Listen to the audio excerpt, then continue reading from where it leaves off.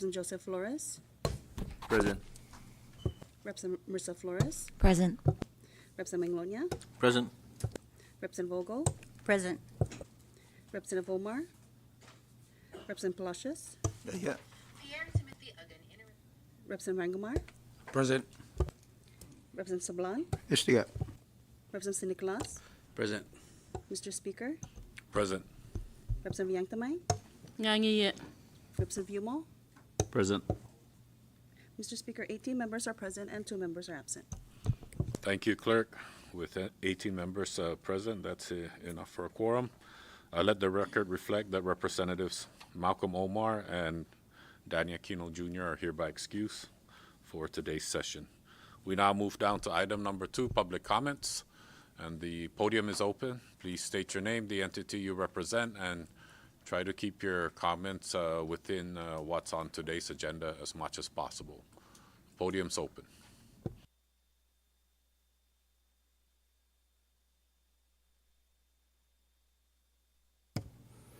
Good afternoon, distinguished leaders. My name is Dr. Jesse M. Tadella.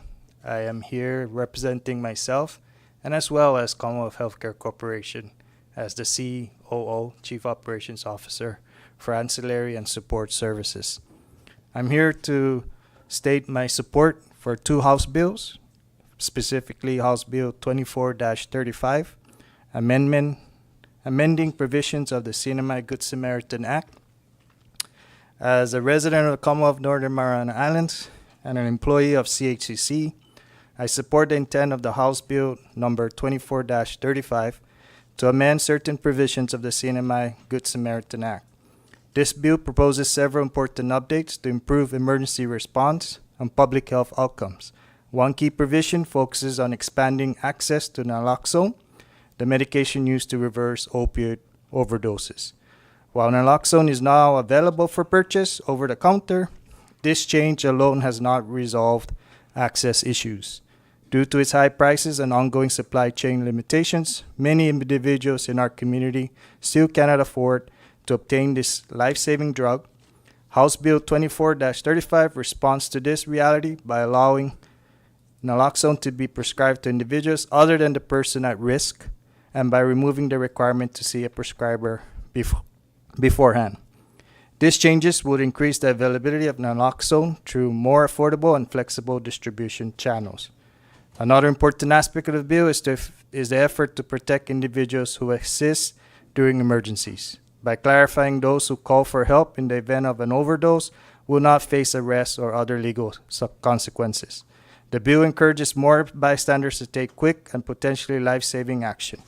This clarification supports a stronger community response to overdose solutions by reducing hesitation and fear of legal repercussions. The bill also includes a critical provision that extends legal protection to the public school system employees who provide emergency care. It states that any PSS employee not licensed under the CNMI Nurse Practice Act who renders emergency aid, including administering an opioid overdose reversal medication during an officially designated school activity, will not be held civilly liable unless their actions are found to be grossly negligent or not done in good faith. This protection is essential to ensure the school feel supported and protected when responding to the emergencies on campus. I support this House bill and encourage its timely consideration to ensure our communities and schools are better equipped to respond to medical emergencies. Secondly, I am in support as well of establishing House Bill 24-39, a prescription drug monitoring program in the CNMI. Access to accurate and up-to-date information is essential to delivering high-quality medical care. One often overlooked but critical aspect of that care is having a complete and accurate medication history. How often do we forget about what medications we have at home or what was last prescribed to us? This bill addresses the gap by allowing healthcare providers to securely access a patient's filled prescription from any pharmacy in the CNMI, giving them a clearer and more complete picture of a patient's treatment history. A PDMP, or a prescription drug monitoring program, ensures that providers, whether new or existing, have access to critical medication information when making clinical decisions. It supports safe prescribing practices, helps prevent dangerous drug interactions, and reduces the risk of duplicate or conflicting prescriptions. PDMPs plays a vital role in enhancing patient safety, especially when a patient is being seen by multiple providers or changes clinics. The implementation of a PDMP is not only about improving healthcare outcomes, but also creating access to important opportunities for the CNMI. All 50 U.S. states and 3 out of 5 U.S. territories, Guam, Puerto Rico, and U.S. Virgin Islands, have already passed PDMP legislation. Most recently, the U.S. Virgin Islands signed their PDMP law in December 2024. Only the CNMI and American Samoa have yet to enact such legislation. Passing House Bill 24-36 will align the CNMI with national standards and demonstrate our commitment to our community in improving health infrastructure and public safety. Furthermore, establishing a PDMP enables the CNMI to qualify for federally assisted programs and grants that can fully fund the development, implementation, and long-term sustainability of these systems. With limited local resources, this federal support is not only strategic, but also essential. By passing this bill, we can ensure that our healthcare providers are equipped with the tools they need to provide the best possible care. At the same time, we would strengthen the Commonwealth's access to federal support and improve public health outcomes across the board. I strongly urge our leaders, all of you in here, to pass House Bill number 24-36. This legislation is a necessary step toward modernizing our healthcare system, protecting our community, and ensuring that our providers have the complete information they need to safely and effectively care for all of us. Both bills, by the way, complement each other. I urge that this body does not send it to the committee, but pushes it through for Senate. Thank you. Thank you. The podium is still open.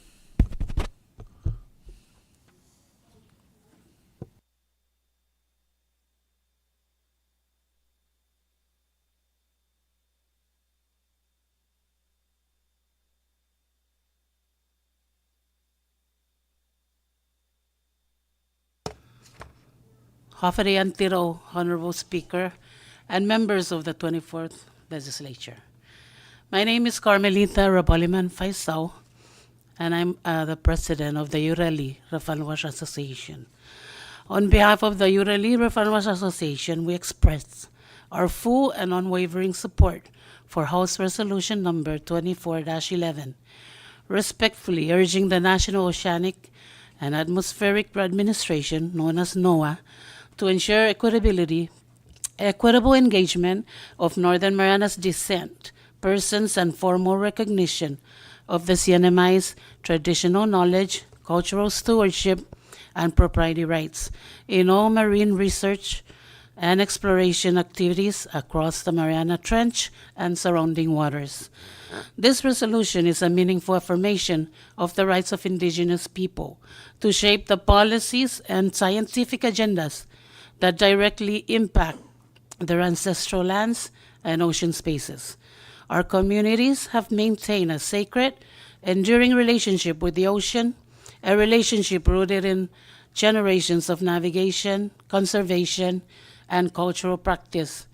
The integration of indigenous knowledge systems with contemporary science is not only just, but essential for ethical and effective stewardship of these marine environments.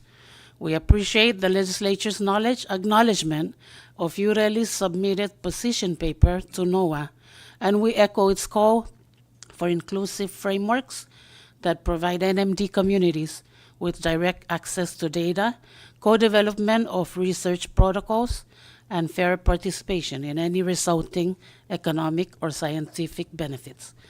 As leaders of Ureli, we reaffirm our commitment to advancing collaborative dialogue with NOAA, the CNMI government, and other stakeholders. We stand ready to assist in co-creating a future where indigenous voices guide marine conservation, innovation, and governance. Thank you, Suzusmosi Meheliso. Thank you very much. Podium is still open.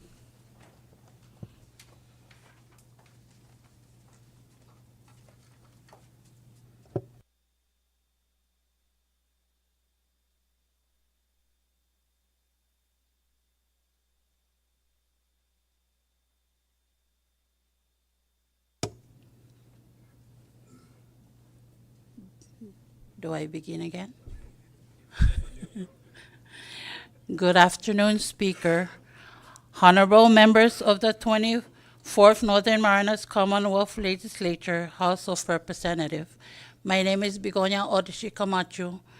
As a board member of the Urali Followers Association, I respectfully submit this statement of strong support for House Resolution number 24-011, introduced by the Honorable Representative Denita Kaipat Yangtamay. This critical legislation affirms and protects the inherent rights of the Northern Marianas Descent, NMD, persons to participate meaningfully in matters concerning our ocean, including ongoing studies, data collection, and cataloging conducted by the National Oceanic and Atmospheric Administration. Our ocean is more than water and resource. It is history, culture, and identity. As NOAA continues its scientific activities across our marine territory, it is only right that NMD voices are present, respected, and empowered to shape these processes. This resolution rightly asserts that the NMD people are entitled to academic and intellectual rights over the data, samples, and knowledge being extracted from their ancestral waters. Your vote of confidence in supporting this measure is a vote for our cultural sovereignty, educational advancement, and the protection of our legacy for future generations. We must ensure that our children and grandchildren inherit not just the knowledge of the ocean, but also the right to protect, study, and benefit from it. I respectfully urge the full support and adoption of House Resolution number 24-011 by this honorable august body. Hiliso me olmai. Thank you very much. Podium still open. Good afternoon. Honorable members of the 24th Northern Mariana Commonwealth Legislature, House of Representatives. My name is Dr. Benjamin Boraseman. I am a member and parent representative of the Urali Followers Association. As a dedicated member of the Urali Followers Association, and as a parent representing my children within this esteemed cultural organization, I respectfully submit this statement in strong support of House Resolution 24-11, introduced by the Honorable Representative Denita K. Yangtamay. This resolution is a vital affirmation of indigenous equity and cultural dignity, calling for the National Oceanic and Atmospheric Administration to engage meaningfully with persons of Northern Marianas descent and to recognize the Commonwealth of the Northern Mariana Islands' proprietary, cultural, and historical rights in ongoing ocean exploration activities, particularly within the Marianas Trench and its surrounding waters. I wish to emphasize my endorsement of the resolution's alignment with the Urali's position paper submitted to NOAA, which articulates the following key points. With scientific findings, all scientific data, including data sets, environmental observations, specimen collections, biological and genetic materials, and associated academic research must be fully provided to the CNMI government, be transparently shared with indigenous-led institutions or designated CNMI repositories for purpose of public and cultural education, not be commercially developed, patented, or retained exclusively by a third-party institution without the prior informed consent of the CNMI authorities and traditional leadership. These provisions transcend academic recommendations. Their ethical obligations grounded in the necessity to respect indigenous sovereignty, preserve cultural continuity, and uphold principles of self-determination. As parents and cultural advocates, we are committed to ensuring that our children inherit not only the knowledge of their ancestors, but also the rightful opportunity to contribute to shaping their homeland's future. I respectfully urge the honorable members of this House to grant their full consideration and unwavering support to House Resolution 24-11. By doing so, you will amplify the voice of our people, you will affirm our cultural identity, and safeguard the oceanic heritage entrusted to us for future generations. With that, I leave you with one last quote by yours truly. While our presence on the global map may appear small, it in no way diminishes our existence or the significance of our contributions. Thank you. Thank you. The podium's still open. If you guys would like to submit your statements, go ahead and pass it on to our Sergeant at Arms, and we could have that written statement on the record. Thank you.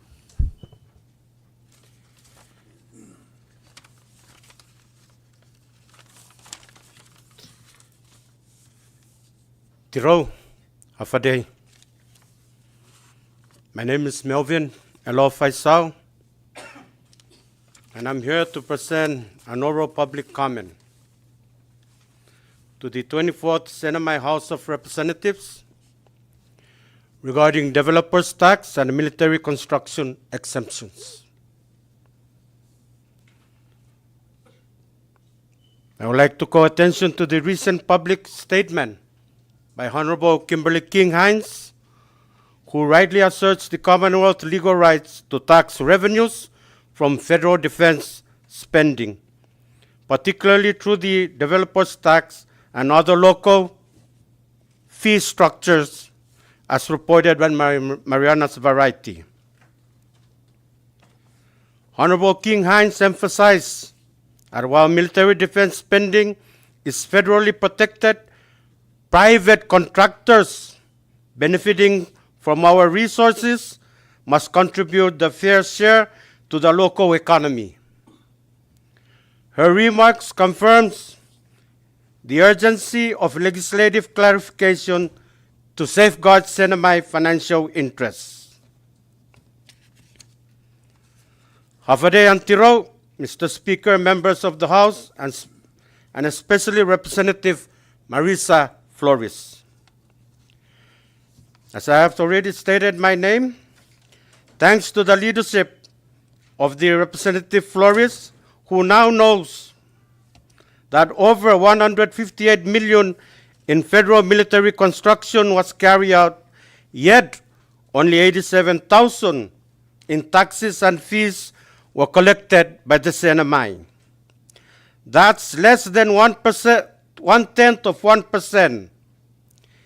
Meanwhile, our roads, utilities, and public services continue to bear the strain of large-scale development, most especially on our beautiful island of Tinian.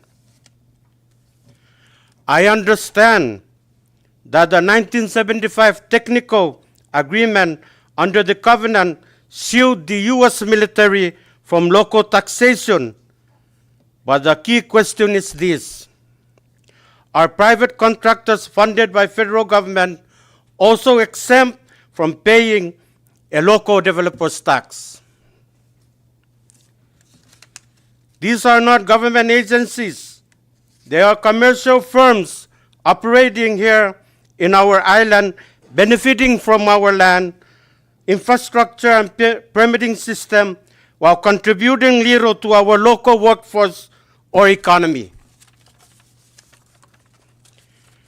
Therefore, I respectfully ask the honorable body to, number one, request a formal opinion from the Attorney General on whether the developer's tax can legally apply to military contractors. Number two, consider amending the Developers Tax Act to explicitly include or clearly exempt federally funded private projects. Number 3, and initiate oversight hearing to assess the total financial impact of this exemption on our infrastructure and economy. This is not about opposing federal presence or military readiness. It is about fairness, transparency, and ensuring that everyone who builds up in our island contribute to our well-being of our communities. Thank you for the opportunity to speak. I stand ready to support further dialogue and action on this matter. And Honorable Speaker, I would be remiss, but allow me a couple of more minutes just to say something. This is my statement of support as a senior advisor and cultural practitioner of Urali Followers Association. I wish to extend my profound appreciation to Representative Danita Kaipad Yangatamay for her foresight and leadership in introducing House Resolution number 24-11, which respectfully urges the National Oceanographic and Atmospheric Administration, or NOAA, to uphold the academic, cultural, and proprietary rights of the Northern Marianas descent person in all current and future marine activities within the Marianas Trench and surrounding water. This resolution directly reflects the priorities outlined in Urali position paper, which was crafted through the collaboration effort of our dancers, parents, officers, and board members. Most especially thank you to Dr. Seman, who contributed a lot. The steadfast commitment to protecting our indigenous knowledge, ocean stewardship, and data sovereignty has been truly inspiring. I extend my heartfelt thanks to every individual involving in shaping this important advocacy. With the recent transition in NOAA leadership, following the departure of Dr. Richard W. Spinrad and the recent appointment of Nancy Hans in an acting capacity, we believe it is imperative that the federal agency is reminded of the importance of formalizing a memorandum of understanding with the CNMI government. Such an agreement would ensure that Northern Marianas descent representation and rights are not only acknowledged, but structurally integrated into NOAA research protocols and benefit sharing frameworks. Accordingly, I respectfully seek the Honorable August body of the 24th Northern Marianas Commonwealth Legislature, specifically at the House of Representatives, for their support in adopting the resolution. Should this measure rise out of the Committee of the Whole, I would humbly encourage any technical or clarifying amendments, such as removing the name of Dr. Spinrad and inserting Nancy Hans, to be necessary to reflect the current leadership of NOAA or to strengthen its enforceability. Let us move forward with our unity and purpose to assert our rightful place in the governance of our ancestral ocean space. The protection of our academic and intellectual right is not only a matter of policy, but a matter of dignity. Olamayan Suzumasi, Hilisau Tomach. Thank Sorry? you, Mr. Faisal. You're welcome.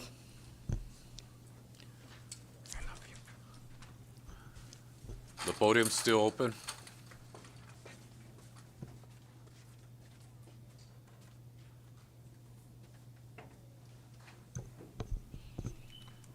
Going once, going twice. Okay, looks like there's nothing further under public comments. We'll now proceed down to item number 3, adoption of journals, and I recognize the clerk. Thank you, Mr. Speaker. Under item 3, adoption of journals, we have one item, first day, second special session journal dated May 15, 2025. Thank you, Clerk. I now recognize the floor leader for the proper motion. Thank you, Mr. Speaker. At this time, I move for the adoption of House Journal titled First Day, Second Special Session Journal, dated May 15, 2025. So move.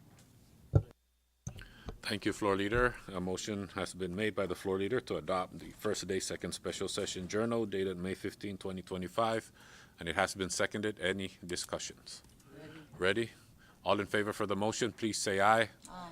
All opposed, please say nay. The ayes have it. The motion carries. Journal is hereby adopted. Thank you, colleagues. We now move down to item number 4, introduction of bills. And first on the line, I recognize Representative T.J. Manglonia. Thank you, Mr. Speaker. Formally introducing House Bill number 24-34 to streamline business licensing in the Commonwealth by establishing a business startup task force, a digital one-stop platform, a support center, and a conditional business licensing process. Pre-filed by myself and Representative Roy Ada, and welcome to any others. Thank you. Thank you, Representative T.J. Manglonia. House Bill 24-34 will be referred to your committee, sir, the Committee on Commerce. Next, for House Bill 2435, on behalf of Representative Malcolm Omar, I recognize Representative Attal. Thank you, Mr. Speaker. Formally introducing House Bill number 24-35 on behalf of Rep. Malcolm Omar, entitled to amend certain provisions of the Sinai Good Samaritan Act, 7 CMC subsection 2801, and for other purposes, introduced by Rep. Omar, and I would hope that he's open to any other co-sponsors to the legislation. May I please continue, Mr. Proceed. Speaker? Formally introducing House Bill number 24-36 for Rep. Malcolm Omar, entitled to establish a prescription drug monitoring program in the Commonwealth of the Northern Mariana Islands and for other purposes. Again, open for co-sponsors to the legislation. And thank you, Mr. Speaker. Thank you, Representative Attal. Both House Bills 2435 and 2436 will be referred to the Committees on Health and Welfare and JGO. Thank you. And with that, I recognize the floor leader. Thank you, Mr. Speaker. At this time, I formally introduce House Bill number 2437 to suspend the operations of the Commonwealth Casino Commission, to transfer casino regulatory functions to the Commonwealth Lottery Commission on an interim basis, to establish a division of gaming within the Department of Finance, and for other purposes. Introduced by myself. It's absolutely open to anyone who wants to support this bill. Thank you, Mr. Speaker. Thank you, floor leader. House Bill 24-37 will be referred to the Committee on JGO and Gaming. For the next House Bill, I recognize the Vice Speaker. Thank you, Mr. Speaker. Formally introducing House Bill 2438 to establish a dedicated CNMI Emergency Reserve Fund with annual mandatory deposits and procedures for fund disbursement in times of declared emergency while ensuring fiscal responsibility. Introduced by myself and open to additional sponsors. Thank you. Thank you, Vice Speaker. House Bill 24-38 will be referred to the Committee on Ways and Means. I'd like to recognize Representative John Paul Sablan. Thank you, Mr. Speaker. Officially introducing House Bill number 24-39 to establish treatment program enforcement officers within the judiciary to carry out enforcement, supervision, and monitoring in functions essential to the success of court-supervised treatment programs, and to ensure that these officers are fully recognized as law enforcement personnel under Commonwealth law. Introduced by myself and several others, and open for other sponsors. Thank you, Mr. Speaker. Thank you, Representative John Paul Sablan. House Bill 24-39 will be referred to the Committee on JGO. With nothing further under introduction of bills, we now proceed down to House local bills, and I recognize Representative B.J. Attal. Thank you, Mr. Speaker. Formally introducing House Local Bill number 24-18 to appropriate $75,000 from revenues collected for the 3rd Senatorial District pursuant to Saipan Local Law 22-6, introduced by myself and several others, and open to all the members from the 3rd Senatorial District. Thank you, Mr. Speaker. Thank you, Representative Attal. I now recognize Representative Roman Beneventi. Thank you, Mr. Speaker. I'd like to introduce House Local Bill. A joint introduction of House Local Bill to appropriate the remaining fund balance of $260,670 from the 3rd Senatorial District Developers Infrastructure Tax Funds allotted for Precinct 1 under Saipan Local Law 2022-16. It's the same bill.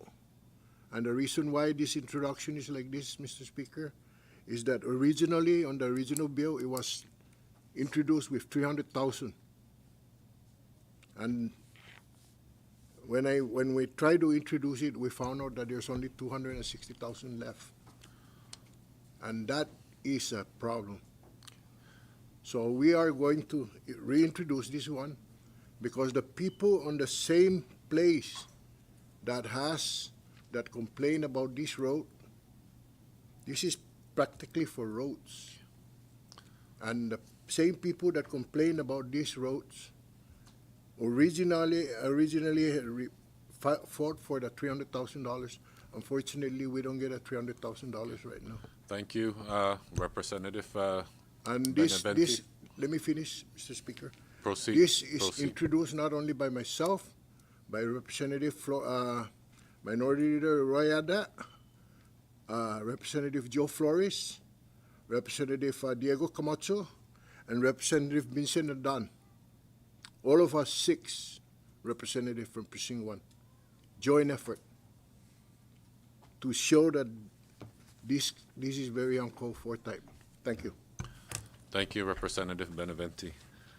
And with nothing further, we now proceed down to introduction of resolutions. Speaker, I'd just like to forgot Representative Palacios, Ray Palacios. Thank you. Yeah, because if you forgot, you got a minus of the 260. Thank you, Representative Beneventi. We now move down to introduction of resolutions, and I recognize Representative Danita Kaipat Yangtamay. Thank you, Speaker. I am formally introducing the famous resolution for today, House Resolution Number 24-11, to respectfully urge the National Oceanic and Atmospheric Administration, or NOAA, to ensure meaningful and equitable involvement of Northern Marianas Descent, or NMD, persons, and recognition of the Northern Mariana Islands' traditional knowledge, stewardship, and proprietary rights in all current and future activities related to ocean exploration, marine research, data ownership, and commercialization of marine sports in the Mariana Trench and surrounding waters, pre-filed by myself, and if there are no objections, Speaker, I would like to request for this to be introduced as a committee of the whole. Thank you. Khiliso. Thank you. Thank you, Representative Yangtama, and let the record reflect that House Resolution 24-11 is hereby introduced by the Committee of the Whole and will be placed on today's resolution calendar for action. We now move down to the House Concurrent Resolution, and I recognize the Chairman of Ways and Means, Representative John Paul Sablan. Thank you, Mr. Speaker. Officially introducing House Concurrent Resolution Number 24-2 to define and identify general revenue and approve revenues and resources of the Commonwealth of the Northern Mariana Islands as identified pursuant to Article 3, Section 9A of the Constitution, as amended, and 1 CMC Division 7 for fiscal year 2026, beginning on October 1st, 2025, and ending on September 30, 2026. Offered by myself and several others, and if there's no objection, Mr. Speaker, I also like to offer this concurrent resolution of the committee as a whole. Thank you. Thank you, Representative John Paul Sablan. And with no objection, let the record reflect that House Concurrent Resolution 24-2 is now hereby introduced by the Committee of the Whole. Thank you, and with nothing further, we now move down to item number 6, messages from the Governor, and I recognize the Clerk. Thank you, Mr. Speaker. Under item 6, messages from the governor, we have Governor's Communication 2429 through 2435. Thank you, Clerk. Any discussions under Governor's communication? Recognize Representative B.J. Atta. Thank you, Mr. Speaker. Just want to extend our appreciation to the administration for signing House Local Bill 24-12 into Saipan Local Law 24-4. Thank you, Mr. Speaker. Thank you, Representative Atta. Any further under recognize Representative Joel Camacho? Thank you, Mr. Speaker. Also, want to formally thank the administration for signing into law House Local Bill 24-8, which is now Saipan Local Law 24-05. Thank you. Thank you. Now recognize Representative J.P. Sablan. Thank you, Mr. Speaker. Just formally expressing our thanks for Governor Communication 24-32, which had approved and signed into law House Local Bill 24-16, which became Saipan Local Law 24-3. Thank you, Mr. Speaker. Thank you, Representative John Paul Sablan. Any further under messages from the governor? Recognize Representative Julie. Thank you, Speaker. I would like also to extend administration and acting then Lieutenant Governor David Appleton for signing House Local Bill number 24-9, which turned into Rota Local Law 2402. Thank you. Thank you, Representative Julie Ogo. Any further under messages from the governor? All right, thank you. With nothing further, I just want to let the record reflect under Governor's Communication 24-34 to refer that to the Committee on Ways and Means just for their reference. Before we move to Senate communications, can we just go back to the House concurrent resolution? Just to clarify, that will be placed on today's resolution calendar for action. Okay, members? Thank you. We now move down to item number 7, Senate communications, and I recognize the clerk. Thank you, Mr. Speaker. Under item 7, Senate Communications, we have Senate Communications 24-23 through 24-30. Thank you, Clerk. And with that, I now recognize the floor leader for the proper motion. Thank you, Mr. Speaker. I move that the House accept Senate Communications 24-23 to 24-30 and let it be deemed the property of the House for further disposition as appropriate. So move. Thank you, floor leader. A motion has been made to accept Senate communications, and it has been seconded. Any discussions? Ready? All right. All in favor for the motion, please say aye. All opposed, please say nay. The ayes have it. The motion carries. Thank you, colleagues. Under Senate Communication 24-26, referring to Senate Bill number 24-04, that will be referred to the Committee on Education. Senate Communication 24-27, referring to Senate Bill 24-11, Senate Draft 1. That will be referred to the committees on PUTC and JGO. Under Senate Communication 24-28, regarding Senate Bill number 24-13, Senate Draft 1, that will go to the Committee on JGO. Senate Communications 24-29, referring to Senate Bill 24-28, Senate Draft 1, that will go to the Committee on JGO. Senate Communication 24-30, referring to Senate Bill 24-31, Senate Draft 1, will be referred to the Committees on Health and Welfare and Commerce. Okay, any further discussion, colleagues? Yes, clerk.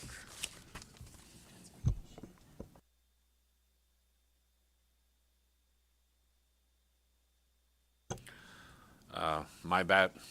Just to clarify the record, just because I'm so used to saying PUTC, so Senate Communication 24-27, referring to Senate Bill 24-11, that's referred to the Committee on Transportation and Infrastructure and JGO. Thank you for that clarification. And with no further discussion under Senate Communications, we now move down to House Communications, and I recognize the clerk. Thank you, Mr. Speaker. Under item 8, House Communications, we have House Communications 24-36 to 24-39. Thank you, clerk. Any discussions under House Communications? Ready? All right, thank you, members. We move down to item number 9, communications from the judicial branch. We have none. Item number 10, communications from departments and agencies. I recognize the clerk. Thank you again, Mr. Speaker. Under item 10, communications from department and agencies, we have 3 items. The Department and Agency Communication 2410 to 2412.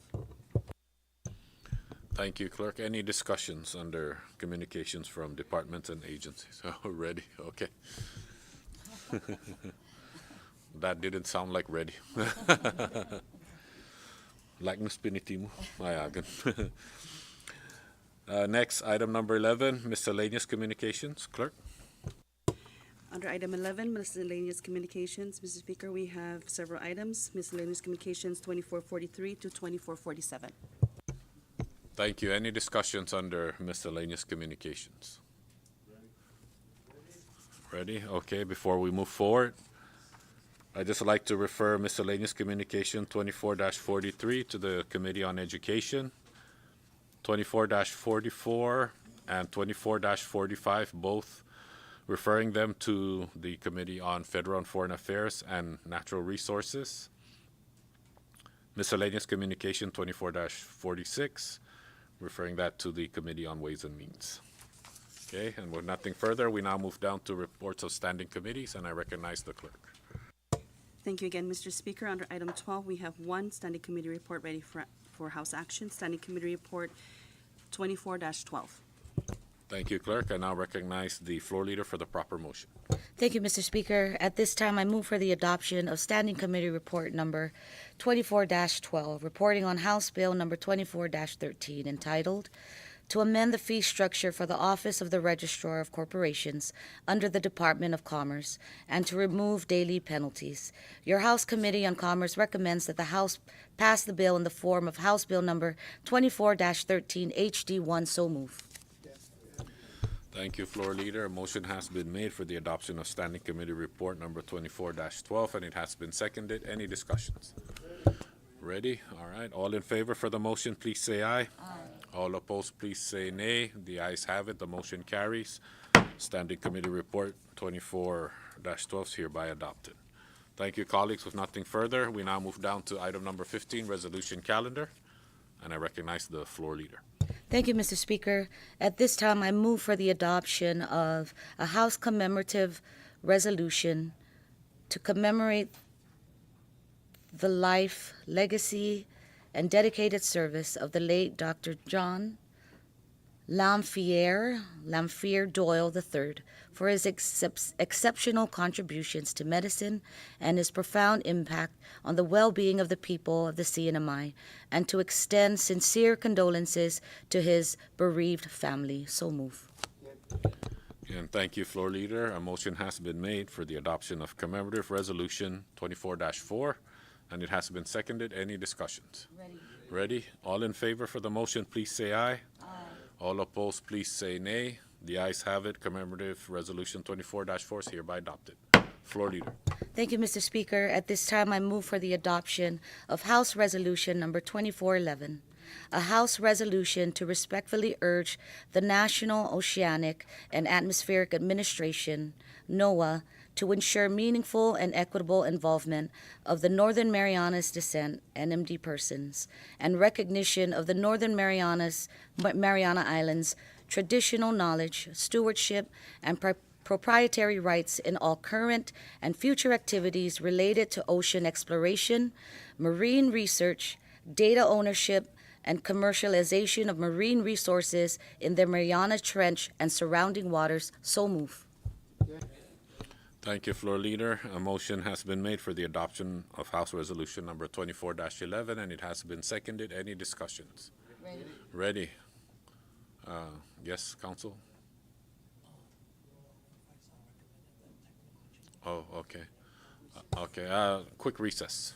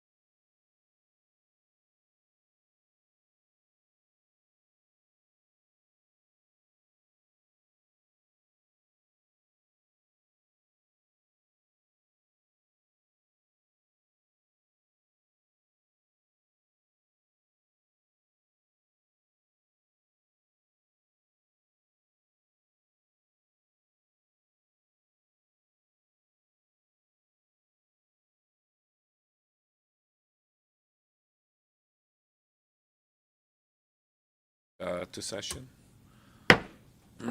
Before we went on recess, we were under discussion on House Resolution 24-11, and we'll go ahead and continue with that discussion. I'd like to recognize Representative Denita Yanktamay. Thank you, Speaker.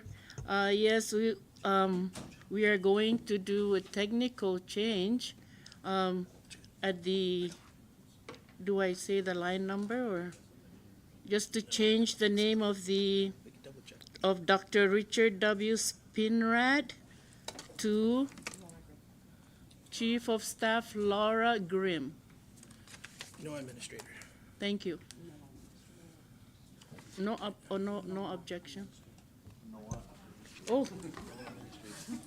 Well, it's okay, just change Noah the name. Sorry, Noah Administrator. Thank you. All right, and no objection? Any objection? No objection? Okay, with no objection, we'll go ahead and treat that as a technical. Sorry, Dr. Spinrad.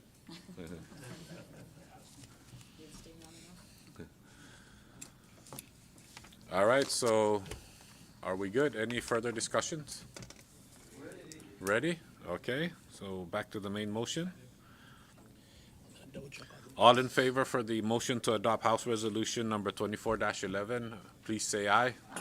All opposed, please say nay. The ayes have it. The motion carries. Thank you, colleagues. House Resolution number 24-11 is hereby adopted. Floor Leader.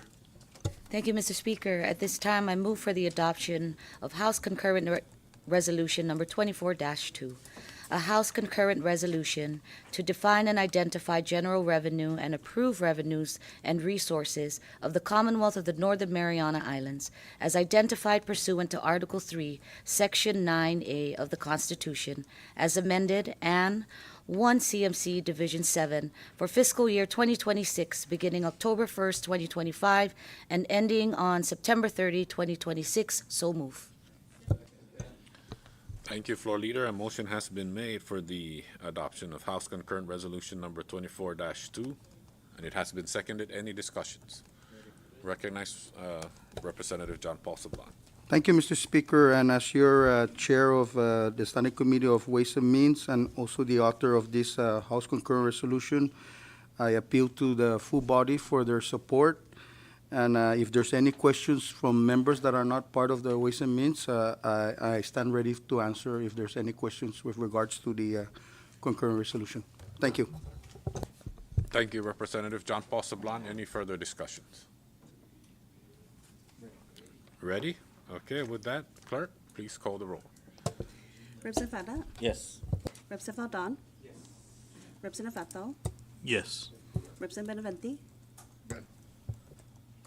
Representative Angelo Camozzo? Yes. Representative Diego Camozzo? Yes. Representative Joel Camozzo? Good. Representative Joseph Flores? Yes. Representative Marissa Flores? Yes. Representative Manglonia? Yes. Representative Vogel? Yes. Representative Palacios? Again. Representative Rangomar? Yes. Representative Sablan? Hungan. Representative Nicolas? Yes. Representative Yanktamay? Awar. Representative Yumo? Mr. Speaker? Yes. Mr. Speaker, all 18 members present voted yes. Thank you, Clerk. With only 18 members present voting yes, House Concurrent Resolution number 24-2 is hereby adopted. Thank you, colleagues. We now move down to item number 16, Bill Calendar. And with that, I recognize the floor leader. Thank you, Mr. Speaker. At this time, I move for passage on first and final on House Bill number 24-13, HD1. A bill for an act to amend the fee structure for the Office of the Registrar of Corporation under the Department of Commerce and to remove daily penalty fees. So move. Thank you, Floor Leader. A motion has been made by the Floor Leader for the passage of House Bill number 24-13, House Draft 1, and it has been seconded. Any discussions? Ready? Okay, Clerk, please call the roll. Representative Vada? Yes. Representative Valdon? Representative Fato? Yes. Representative Benavente? Again. Representative Angelo Camozzo? Yes. Representative Diego Camozzo? Yes. Representative Joel Camozzo? Good. Representative Joseph Flores? Yes. Representative Marissa Flores? Yes. Representative Gloria? Yes. Representative Vogel? Yes. Representative Palacios? Ungad. Representative Rangumar? Yes. Representative Sablan? Unggan. Representative Nicolas? Yes. Representative Yangtamay? Aware. Representative Yumo? Mr. Speaker? Yes. Mr. Speaker, all 18 members present voted yes.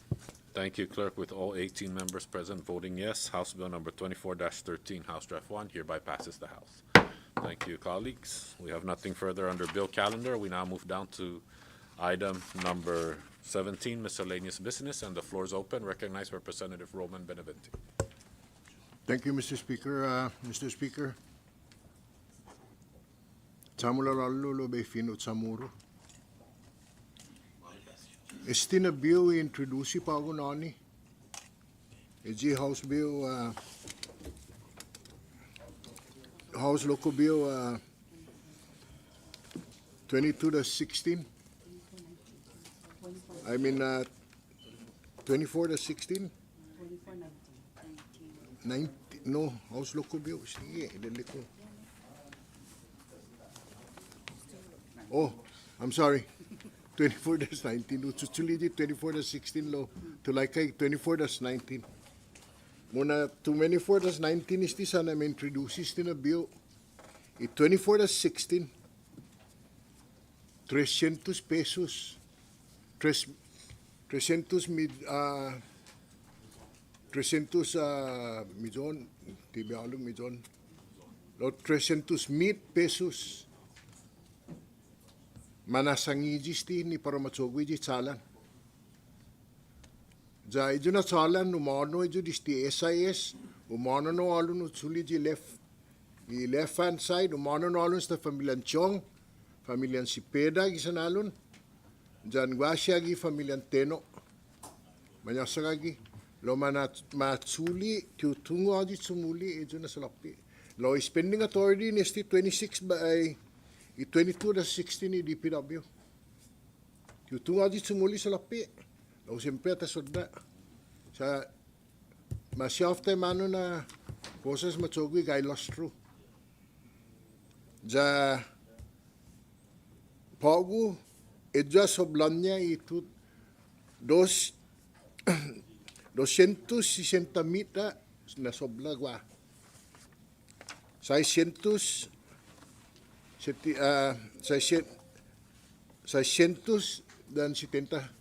pesos sa sobra. Pusijigi na malago na pabisangan isti tagini sa man mamaisi ni publiko nedyo gato na lugar. Kung sinya man matsugwidi siya ni Chalan. Sa estaga sa ma-appropriate isti na sa lapi. Isti 22nd legislature. Ja matsuli ujo pus tumaigi 39 mit galo ni stina sa lapi 300 mit pus tumay mano na isti ejigi na debi di taujo ja malago jo na be share dan todo man membro malaga ta fana hospital ay kada precinct. Ejigi na manaulun siya todo do. Si Representative Roy Adda, si Joe Flores, Guau, si Diego, dan si Flores, dan si Ray Palacios. Manaulun namin todo do gini. Safa, put precincts din eh. Dan respeta precinct. Pusmaila data fanadyo da data fanarispita. Sa stigi na igwaha fuetsa ang ginmandan niya todo do. Jamala ta fanarispita. And now, Mr. Speaker, si Dus Mosi. Thank you, Representative Benavente. Any further under miscellaneous? Recognize Representative John Paul Sablan.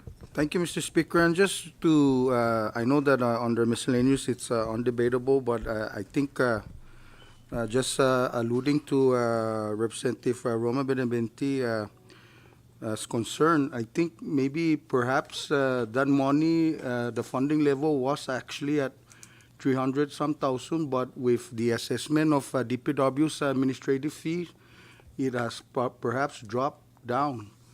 I don't really think necessarily as the chair of SNIO that any other precinct took the money. I don't think that's the case.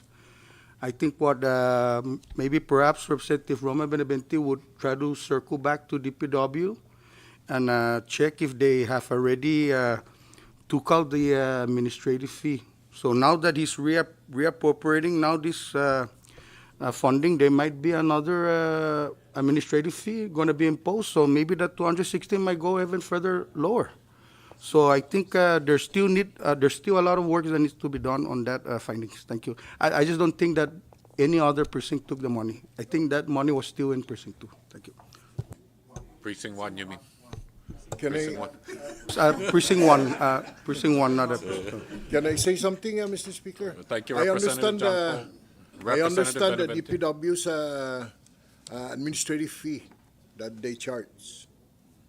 If it would be 5%, out of that 300,000, it will be at least 15,000. And I don't mind that. I understand that. I fully understand that. Everyone understand, all of us understand that the DPW takes the fee because they need it. We use their engineers, their people to monitor and everything. But like I said, whatever that we do, we just have to figure it out because you cannot cheat numbers. Thank you. Thank you, Representative Roman Benavente. Representative BJ Atta. Thank you, Mr. Speaker. As one of the public comments brought up the issue regarding the developers infrastructure tax on military projects. I know that under the covenant, Section 703B does allow the subcontractors or the private entities to be infused with the taxes, or we're responsible to pay those taxes. And I think, like the speaker mentioned, thanking Delegate King Hines and Representative Marissa Flores, our floor leader, for bringing that issue into light, among other individuals and groups within the CNMI. Before we move to adjournment, Mr. Speaker, we have a draft joint resolution readily available, and I'm asking each member of the House that are present today to please sign off on this joint resolution so we can pre-file it and set a position from the CNMI, at least at the legislative branch, that we support in enforcing these responsibility on the military subcontractors so that they can pay their fair share taxes here in the CNMI, and then we can utilize those funds to address our financial shortfalls, hopefully get to use those money to pay down our deficit reduction and other obligations that we owe as a government. With that being said, I thank you for your time, Mr. Speaker, or for allowing me the time to speak on this, and I ask every member to please sign this resolution so we can pre-file with our clerk today. Thank you very much. Thank you, Representative Atta. Any further under miscellaneous? I recognize the floor leader. Sorry, guys. This is my only time to actually really span out and talk to my constituents and the people of the Commonwealth. And I honestly, this is about two things that's happening right now in our community. Number one is this CUC problem. And we've seen the numbers. The CUC board has approved a scenario that intends a 5-year plan to raise utility rates and transition government accounts to pay the same rates as commercial customers. They argue that this is the most balanced path forward. But let me speak clearly. I cannot stand in support of a decision that raises household costs while our families are already struggling to meet the basic needs. Today, the average residential bill is already $184 per month for electricity, water, and wastewater. Under this plan, by FY 2026, it will raise to $218 per month. Even customers who only use electric and water will see their bill jump to $185. And this without any guarantee of better service, fewer blackouts, and water you can actually drink from the sink. But for many of us, the extra $30 to $40 a month may not seem like a lot of money to those in here, and especially the decision makers up at the board. But to a mother raising 3 kids, a retiree on a fixed income, or a young worker trying to save for the future, that's groceries, fuel, and medicine. Yes, we understand CUC is struggling. We know the cost of fuel, aging infrastructure, and years of underinvestment have created a crisis that cannot be ignored. We don't expect any miracles from CUC. We expect transparency, accountability, and real leadership that puts people before profit. But scenario 3 shifts the weight back to the ordinary citizens, while failing to ask enough of the systems and institutions that got us here. Why are we being asked to carry the cost of decades of mismanagement? Why? Where's the audit? Where's the promise that this increase will lead to real, visible improvement, not just in balance sheets, but in our daily lives? But I offer 3 principles that must guide any decision about rate increases. Number 1, affordability is not optional. Any plan must include protections for low-income families, elderly residents, and those living paycheck to paycheck. Government reform must come first. Before raising residential rates, let's look at energy waste in government buildings, unpaid balances, and the lack of renewable infrastructure investment. Most importantly, the salaries of top management and the benefits that allow certain positions to take home on a monthly basis. That is ridiculous. And public trust must be earned. This means more than one-way decisions. It means open town halls, community-based input, and citizen oversight on the board to hold CUC accountable moving forward. I urge CUC's board and our elected leaders to remember this. We are not just ratepayers. We are neighbors, your constituents, your community.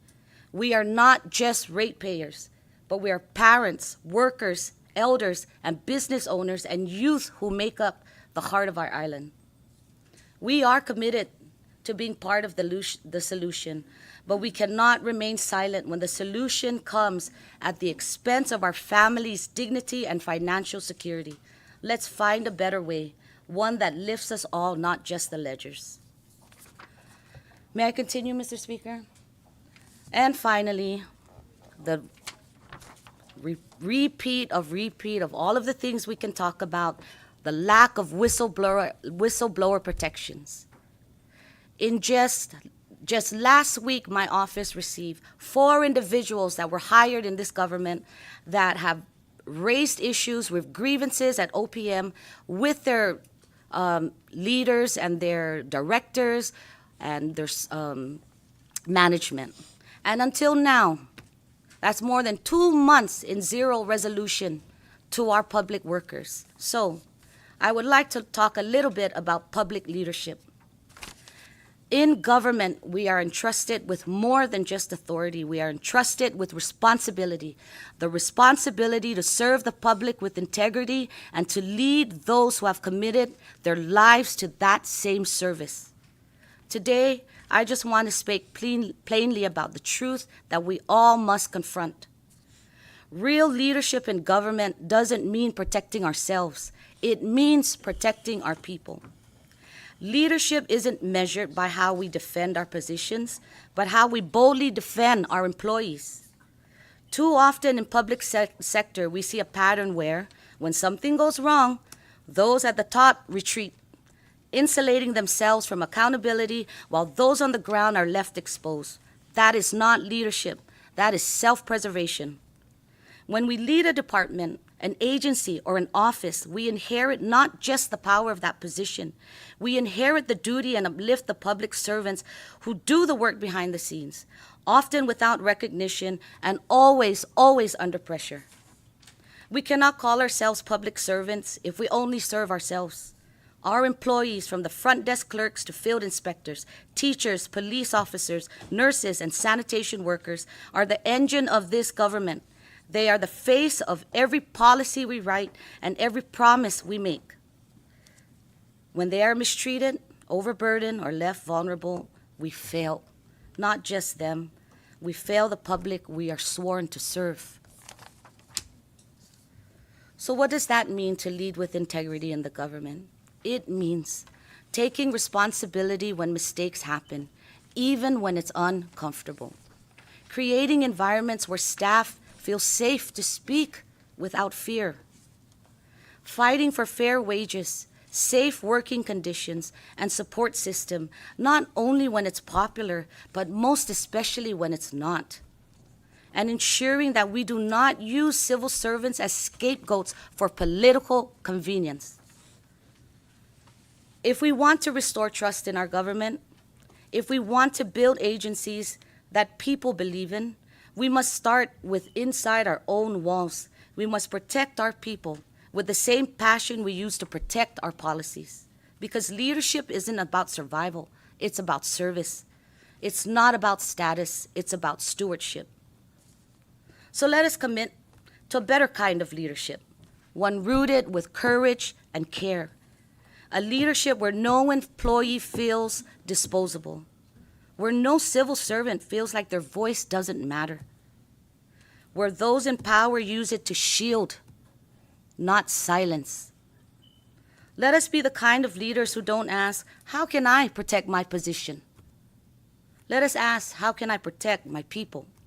Because at the end of the day, if we are not doing that, we're not leading at all, and we cannot call ourselves leaders. Thank you, Mr. Speaker. I yield.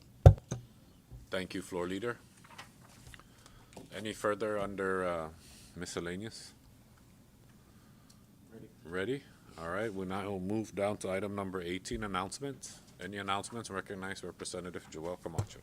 Thank you, Mr. Speaker. Just informing the members of JGO that I will be calling a committee meeting next week.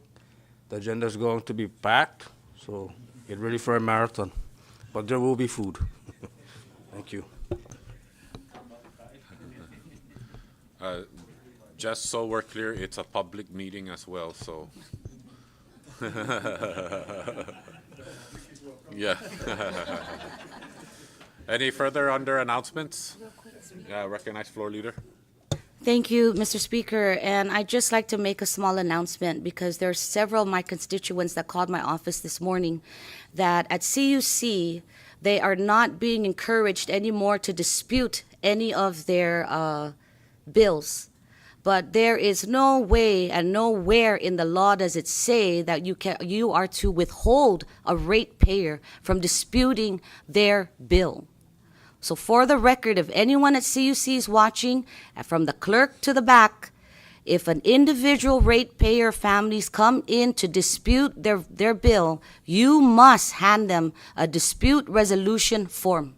It does not carry over, and you cannot change the rules in the middle of the game. So please, if any CUC or any of the ratepayers are experiencing an injustice such as that, feel free to call my office. I'd like to get the running data on all of those complaints because that is an injustice in itself. Thank you, Mr. Speaker. Thank you, Floor Leader. Will there be food? I'm just kidding. At CUC, Yeah. maybe gas. Oh.